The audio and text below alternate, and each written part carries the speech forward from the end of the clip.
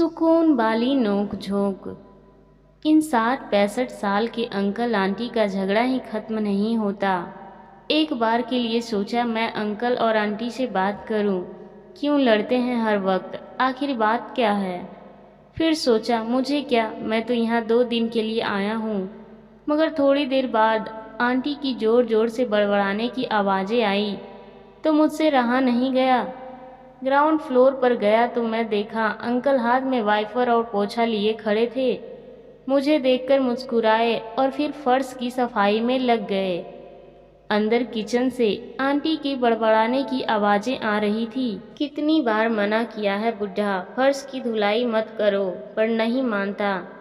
मैंने तो पूछा अंकल क्यों करते हैं आप फर्श की धुलाई, जब आंटी मना करती हैं।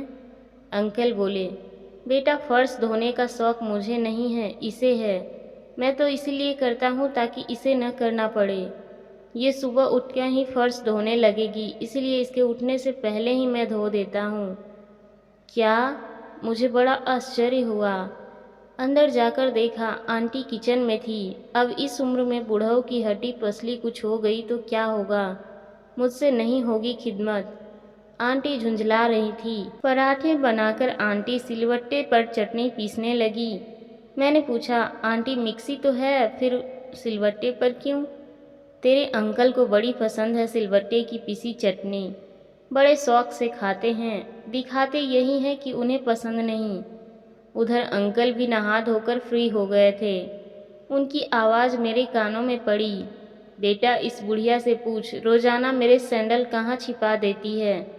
मैं ढूंढता हूँ और इसको बड़ा मज़ा आता है मुझे ऐसे देखकर।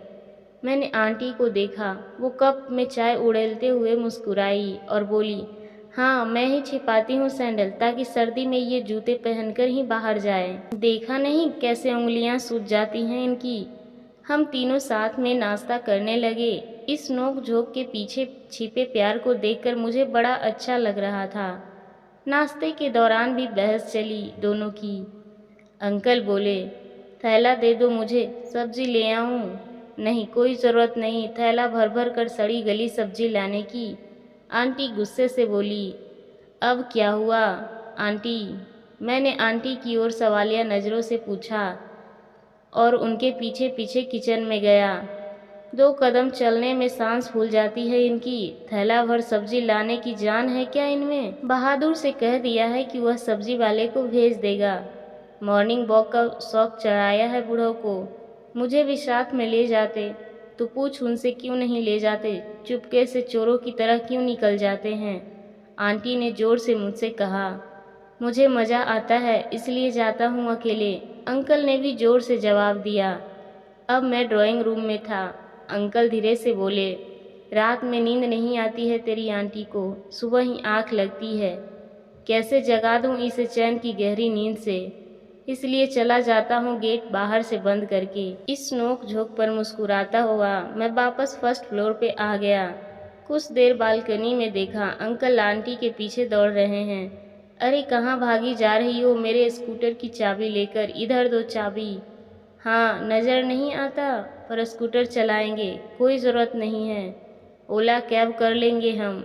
आंटी चिल्ला रही थी ओला कैब वाला किडनैप कर लेगा तुझे बुढ़िया।